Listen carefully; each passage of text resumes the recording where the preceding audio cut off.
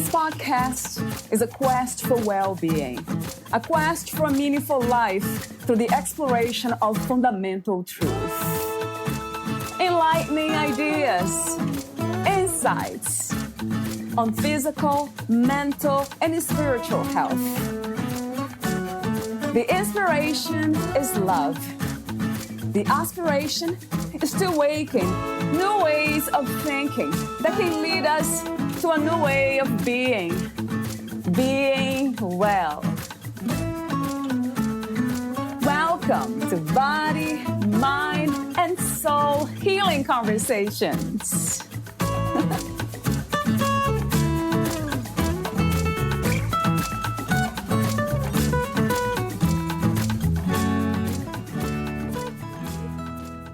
Valeria interviews BJ Gonzalvo, the author of Gift of Kapwa, the Filipino core value of shared humanity shared with all of humanity. BJ Gonzalvo is a husband and father of 2 loving children, a psychologist, a veteran who served in the Navy and the Air Force, and son to 2 loving parents who immigrated to the U.S. from the Philippines in hopes of giving their children a better future. In return, he hopes to make his parents and his ancestors proud, so he earned a PhD in organizational psychology, authored books on culture, faith, and leadership, married a smart and beautiful wife, and is trying to raise God-loving children. He reflects and writes from the beautiful Pacific Northwest, often accompanied with the sound of rain, on matters of spirituality, culture, psychology, and work. His writings and reflections have appeared in Mind and Spirit magazine, Busted Halo, Positively Filipino, and Northwest Catholic. His most recent book is Lead Like the Saints, published in 2019 by Daughters of St. Paul. Meet BJ on saintlynest.com. Here is the interview with BJ Gonzalvo.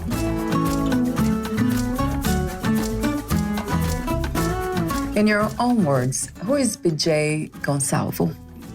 Well, BJ Gonzalvo. So I am a husband, father. In my profession, I am an organizational psychologist. But I thought I might also cover my other titles or characteristics. I'm a veteran. I served in the U.S. military, proud to have served in the military. I guess it was part of my upbringing also. I mean, I belong to a family tradition of uncles and kind of like my ancestors serving in the military. So that's part of me. I'm also an immigrant to the United States. Came from the Philippines. I grew up in the Philippines. So I grew up there, and that kind of shaped my identity coming to the United States. Now I am a father to 2 wonderful kids, just trying to raise them, according to how I was raised, to keep my ancestors proud. Keep my ancestors proud. What do you mean by that? I think that, just going to my parents, I think they set the best example for just the family, just that lineage. They sacrificed a lot as immigrants. They gave up a good life in the Philippines so that they could give us a better life here in the U.S. I want to honor that. And I don't want to let them down first, but I really want to honor that sacrifice, what they've done for me and the future generations, my kids, their grandkids, just living life to the fullest, what they have dreamed for me. They didn't have specific dreams, but I know that they wanted me to have a better life. And so just trying to live that out. What, where, and who is God to you? That's really a very big question for me, because in many ways, it's a big part of my life. Religion, faith, spirituality, however you want to put it, I guess, it's all part of me. It's all part of my identity, my upbringing, my culture, I guess. And so it has shaped me, and it has kind of driven me to do the things that I've done. I mean, the good things that I've done, especially. We pray all the time as a family. We try to connect the gifts around us, like the people around us, the blessings, the food that nourishes us. And we just try to connect everything, especially, this Thanksgiving, we try to be grateful for everything that has come our way, good and even like the not so good. We're thankful for those opportunities just to be alive and to experience God's love. I think it's all encompassing. It's all around me. So I guess when I hear that question, it's kind of hard for me to capture what God is or who God is. For me, it's everywhere. It's in everything that I do. What do you think the purpose of the human experience is? Going back to that earlier question, my faith drives me. And so I see my purpose through those lens of faith.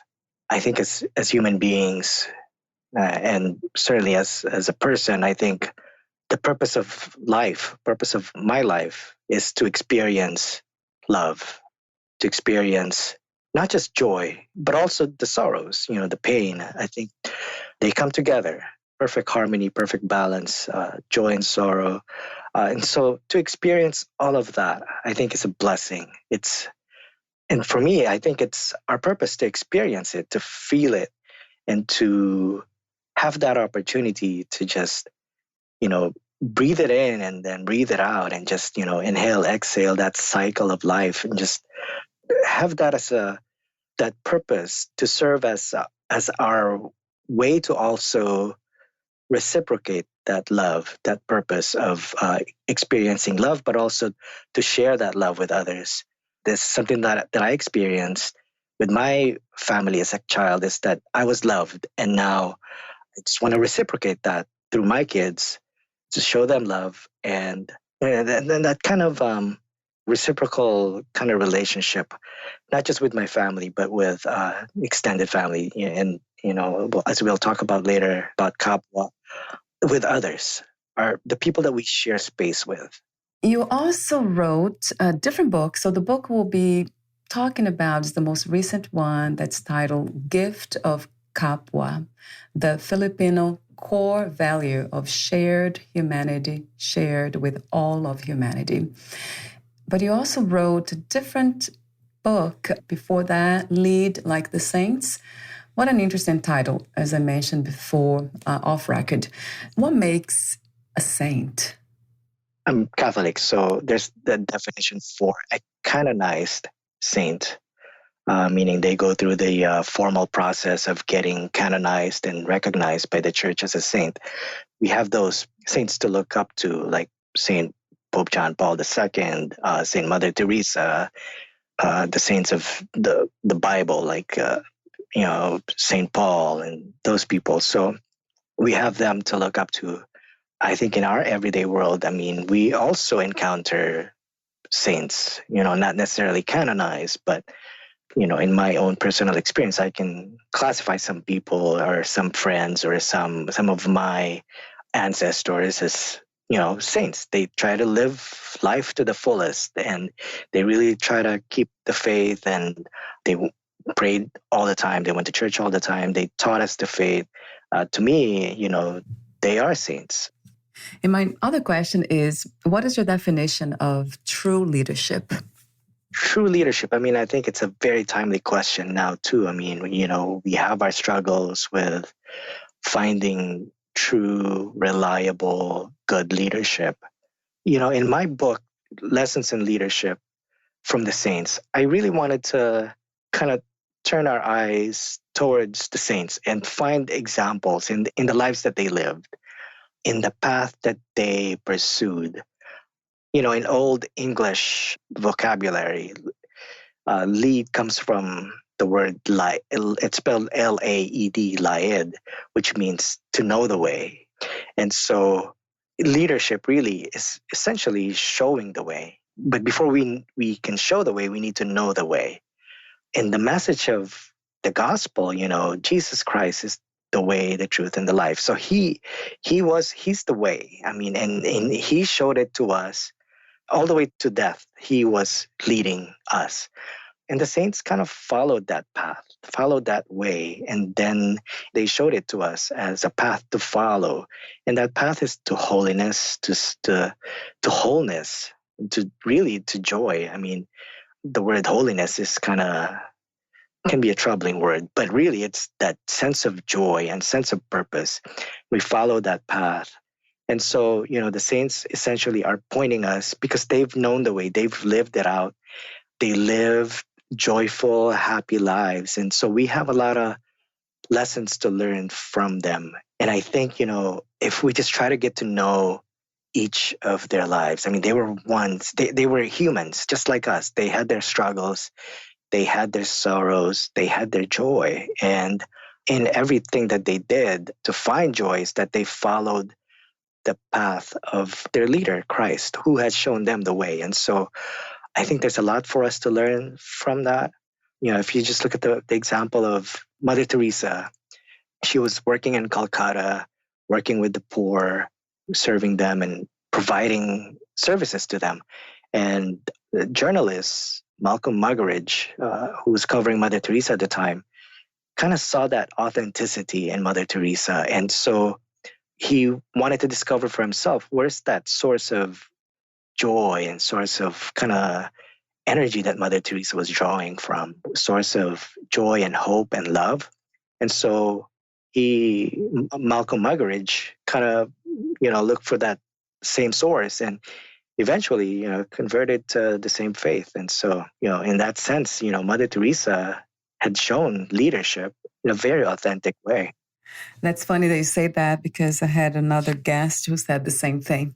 I think he's a business leadership coach, and I asked him for some examples of leaders, and then he mentioned her, Mother Teresa. Yeah, her group, the Missionaries of Charity, grew rapidly because people saw, people just wanted to follow her, and so her group just grew exponentially in a short time. And they're still doing the work, even though she's long gone.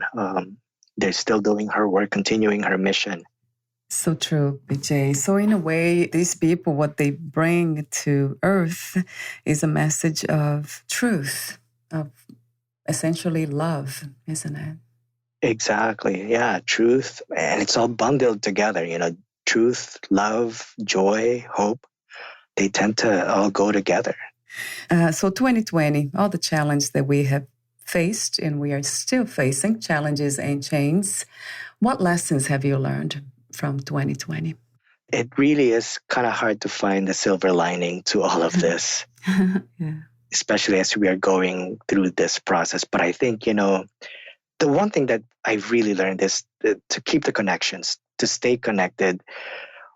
It is wonderful. 2020, we have the technology for staying connected. I can't imagine the Spanish flu of 1918, I don't know what they had in terms of trying to stay connected, but we have the virtual technology. We've come a long way to really refine that technology, but we have it now. We're trying to stay connected to people. We have social media. I think it's really redefined how we use social media. It has a lot of potential for being put to good use, to really connect to people, to really stay connected and really check in on the people that we care about. So that's one thing that I really discovered this 2020 is that how important our connections are, how important it is to maintain connection. As an immigrant, we're far away from many of our relatives. As Americans, we tend to move around a lot. United States is big. We tend to move around a lot. We get separated. But it is very important to keep the connections. I think it's one of the realizations that came to me.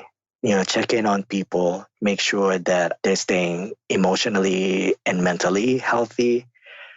Another thing that I learned in this 2020 is that opportunity gave us to look inward, to look into our interior lives, our inner lives, and really examine closely our spiritual and inner lives. I think before the pandemic, we were just kind of living this fast-paced, racing from one meeting to another or one activity to another. I mean, I was busy. I volunteered, as a choir member. I volunteered as a lot of church volunteer activities. It was good for me spiritually and, in my faith, but at the same time, it was tiring and exhausting.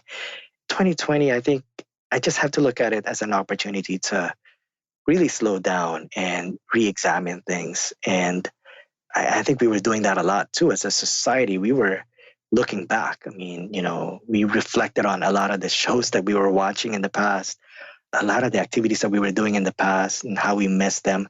I think it gave us that opportunity to really to just pause and look back and see the trajectory that we're on and see where we're going in the future. And hopefully, we get some lessons out of this, and not just a society, but as on the personal level, on the spiritual level. What is the meaning of freedom to you, BJ? What is to be free? My definition of freedom is going to be shaped by my experiences and my upbringing in the faith. Freedom is a sense of having joy and finding meaning. I guess in religious tradition, the opposite of freedom is basically prisoners to our sins, things that kind of give us angst and give us pain and sorrows. So for me, the opposite of that is, freedom and joy and happiness and knowing who we are and what our purpose is. I think there's a sense of freedom in that. So let's talk about Kapwa. What is Kapwa? It's a very common word that's used in Filipino language.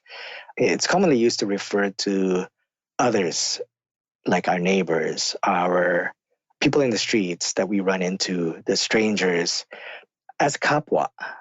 What happens when you use it too much, or when it's commonly used, when it's part of everyday vernacular, it kind of loses its specialness, if that's a word. It loses its sacredness. I mean, to me, I see the word Kapwa as sacred. And so for me, I had to kind of relearn this because, like I said earlier, I grew up in the Philippines. So this was part of the culture that I grew up in. I see other people as Kapwa. And I had to revisit that because it wasn't in my everyday interactions in the States. And so I kind of longed for it, When I revisited that word, where it came from.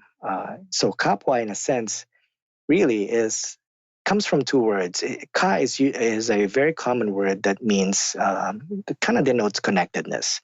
The other word, pua, it means space. So in essence, it's we're sharing space. It's our shared togetherness.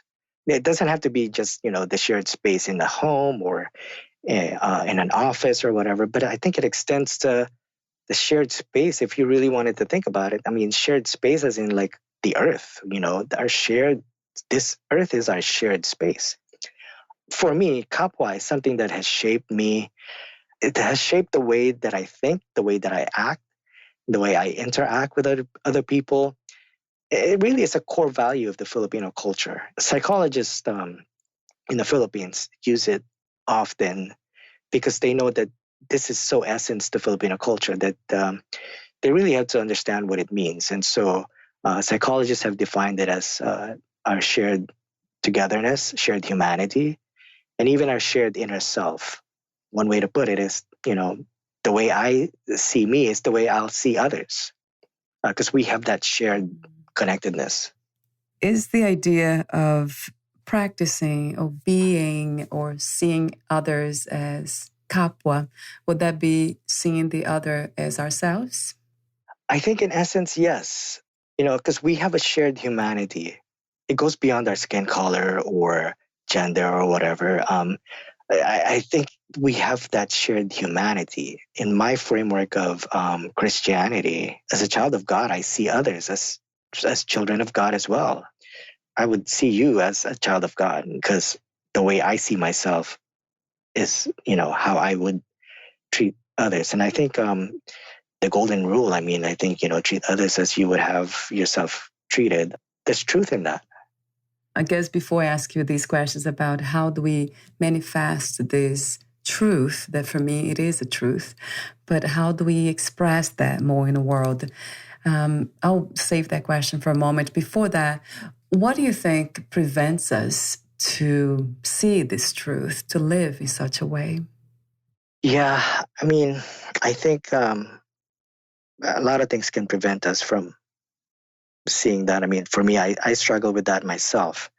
How do you see that driver that just cut you off on the freeway as Kapwa, as yes. human being, Yeah. It's a struggle. But I go back to Mother Teresa, I just love the stories of Mother Teresa. She went to give a talk at a prison. And so she's looking around, looking at all the prisoners, with their mean look, tattoos on their necks and their heads. And she just goes and, says that I see Christ in them. To me, that is very powerful. It's one profound way to see things. I keep asking that question to some of my guests. What are the obstacles? Why do we tend to choose to see the other as others and judge them? Would you say that judgment is one way to know that we are away from that truth when we begin to judge others? I think you're right. We do have a lot of prejudice, and it's probably human nature, that we have a need to discriminate. We have a need. I think we're created that way, in ancient times, how do we discriminate a lion from a friendly cat? I think we have to be able to discern the difference there for our survival. And I think we've carried that on to our relationships. But I think we have to be able to discern that. I think we have to be aware that we do have prejudice, and we have to recognize it. Again, Mother Teresa, she has a quote that if you're judging others, then you don't have time to love them. So true. Yeah, so true. The first step, I think, is to recognize, clear out that obstacle, that clear our lens, right? And make sure that that obstacle is not there so that we can see who that other person really is.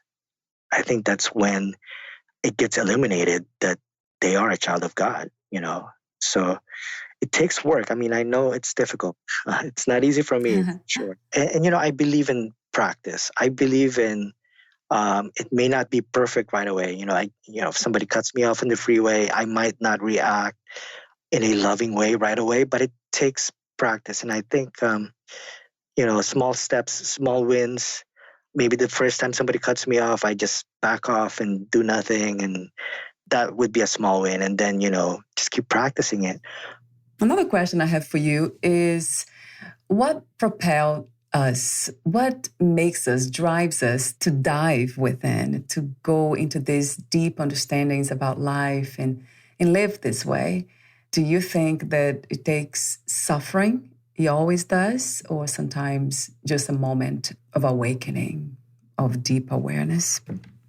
I think, for me, 2020 has been a moment of suffering in many ways, in many different ways. The connections and the activities that we're not able to do at this time. I think, for a lot of people that's suffering, I know some people suffered loss, other ways of suffering, such as health problems and stuff. In my personal view, I think this kind of global thing, it's a global pandemic, gives us the opportunity to really look at where we are as a humanity. And I think it's given us the opportunity to really dive in and really examine not just our societal lives, our culture, especially our individual selves, our spiritual relationships with other people, with our surroundings, with our earth. Not only the people that we share space with, but the space that we share with other people. and which is the earth. When we're too distracted with so many things, so many meetings, so many activities, before the pandemic, like for me in my life, there's so many distractions. But now, last 8 months or so now, it has given me the chance to bond more with my kids, play more. They've become my best friends now, just that opportunity just to really spend more time with them. And so I think that it's given us a lot of opportunities that I think we really have to look at it that way, and take advantage of it. And we're almost at the end, but I do have another question for you about your country, the Philippines. What are some other concepts, beliefs, and values that you chose not to forget? That's a really interesting question because it goes back to Kapwa, which is really the core value, one of the core values. And I think a lot of the other values stem from it. Like we have this value called bayanihan. It's another word that's really hard to translate because it doesn't have a word-for-word English translation, but it basically means coming together to help one another. In my upbringing, the image that comes to mind when I think of bayanihan is this house. This house that's being carried by people living in the village, being carried from one place to another. And so they're coming together to carry this house and move it to a different spot. And so to me, that's bayanihan, helping one another, especially now with the two big typhoons that came. I mean, I think people just came together and really support one another and help, get them out of harm's way. It stems from the belief that we are sharing this space, that we're in this space together, that I see myself in you, that this could happen to me, that I could be the one in your shoes, getting impacted by a disaster or whatever. Just that expectation that people will come to your aid. Bayanihan's one of the values that I see stem from that. Just also the faith, I think. Catholicism has been there for hundreds of years, and it has shaped the Filipino psyche in so many ways, many profound ways.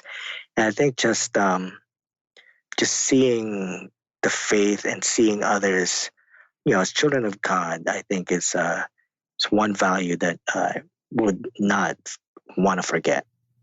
Connectivity, sharing space. I love the way you say that.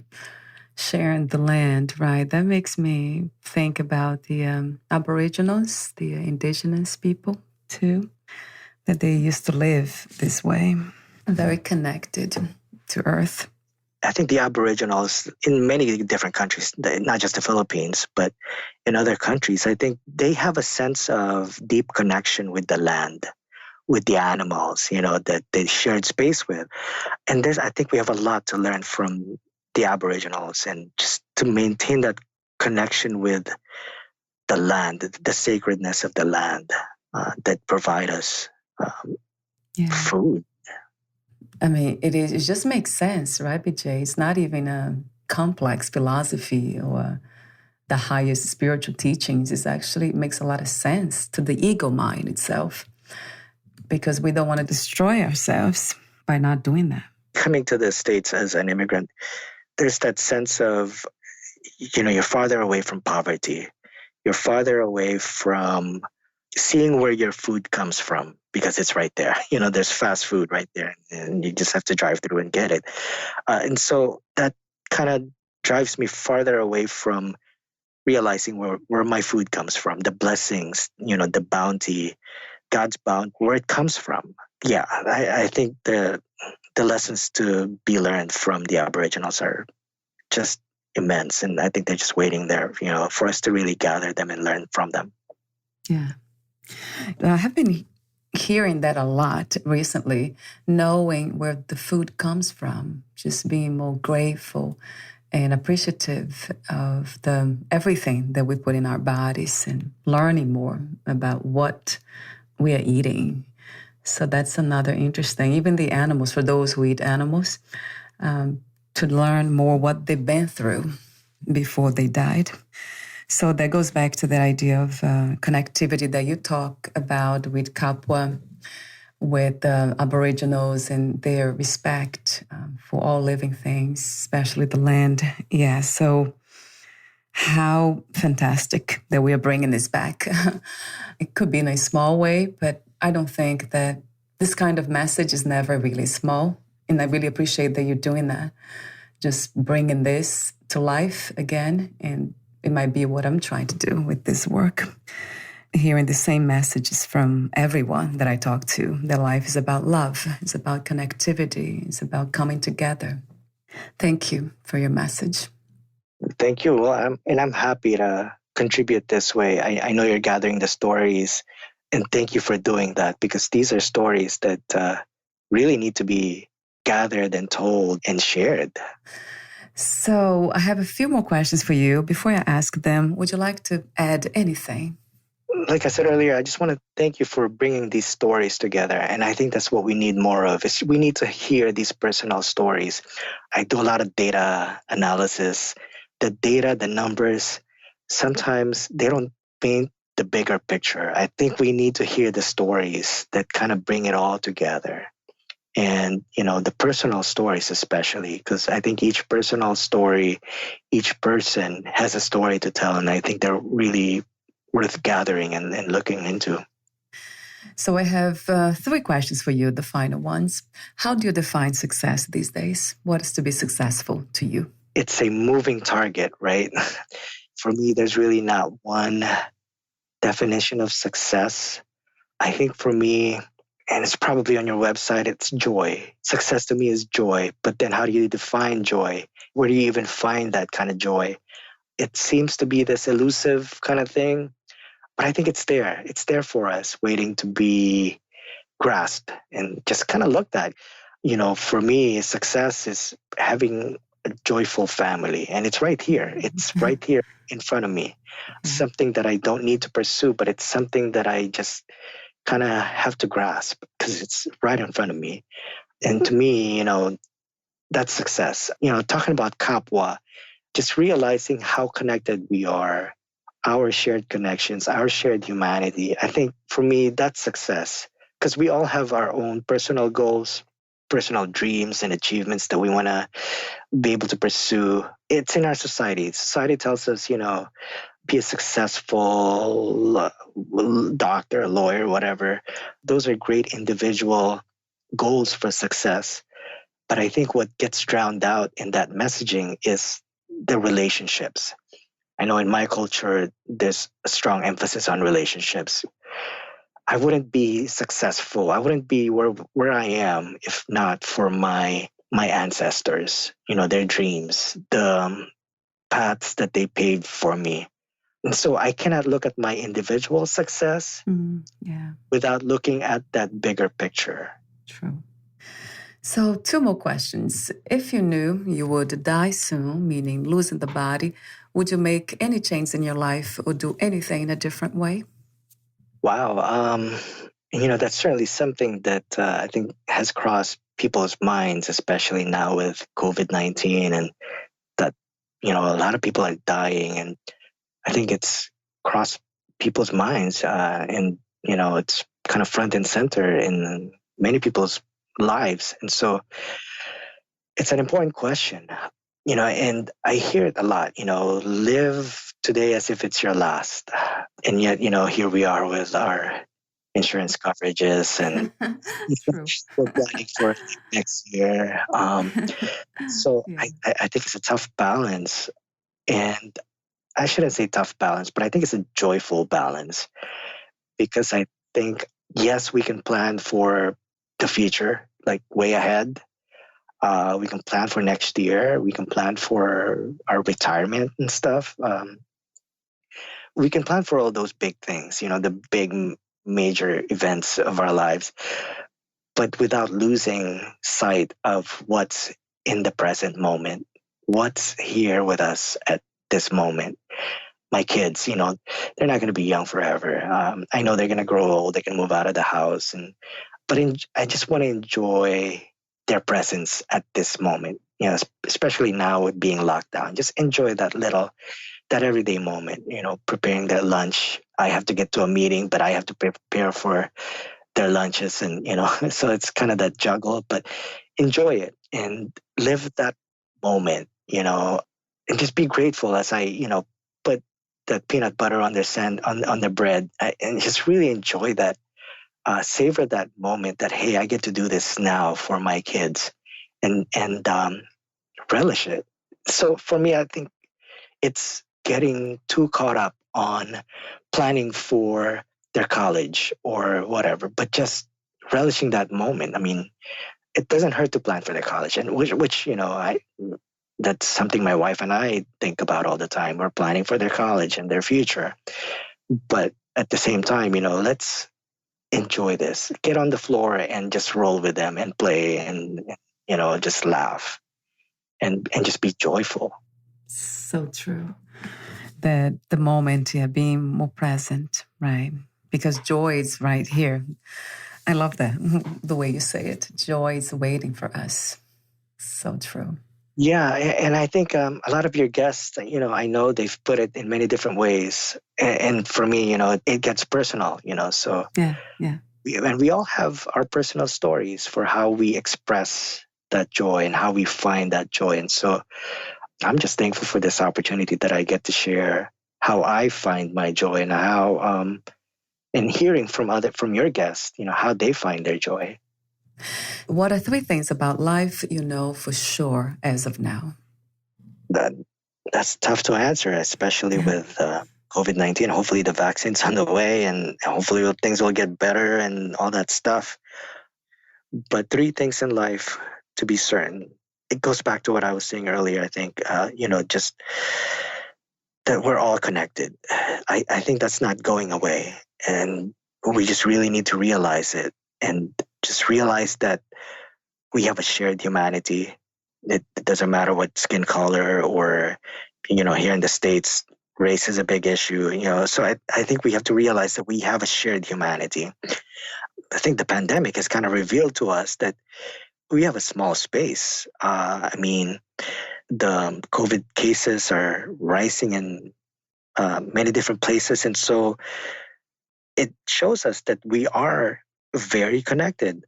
The little things that we do are going to have an impact on the bigger picture.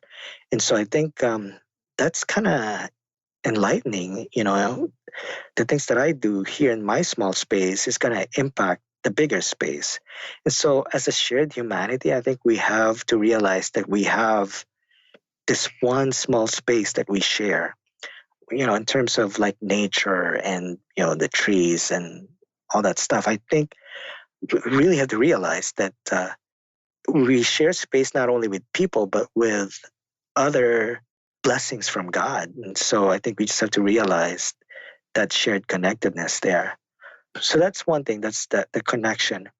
The other thing is, I think it's also connected to the first one, the gift of faith, just realizing that we are all creations of one powerful God. And I think, I think that kind of brings us together and realize that I don't think it matters if you're Christian or Buddhist or Hindu or Muslim or whatnot. But I think that having that faith that we are a child of God, and that I see you as a child of God, I see others as a child of God, I think is going to be a powerful thing to realize. The third thing that I think here that's real is also our spirituality, which I think is different from faith. I think, yes, we have our faith in God. One aspect of that is that we have that spirituality, which is kind of gets illuminated when we kind of see our connectedness and our faith in God, and then our spiritual being, where we're able to fully express our joy and really realize what you talked about earlier, the freedom, that we are free, that there's that sense of freedom that comes with realizing our inner selves. I think you mentioned it before, that in one of your episodes, love yourself. And I think it starts there. I think you can't love others if you can't really love yourself and really appreciate that you see yourself as a child of God. I think that loving self is a necessity. Thank you so much, BJ, for your presence, your loving, genuine presence, your powerful message, for sharing your story, your wisdom. Thank you. I have one more question, but this is a technical one. Where can we find more information about you, your books, products, services, and future projects? I'm on Facebook. Just look up Saintly Nest, but it's spelled SAINTLYNEST, as in Saintly Nest. Also have a website, saintlynest.com. Also on Twitter, the same kind of spelling, Saintly Nest. And you'll find my tweets and information about my upcoming book, Gift of Kapwa, on those pages. Yeah, wonderful. I'll have those links also on your podcast profile. Thank you so much again, and we'll talk soon. Thanks for having me. Bye for now, BJ. Bye-bye. Thank you for listening. To learn more about BJ Gonzalvo and his work, please visit saintlynest.com.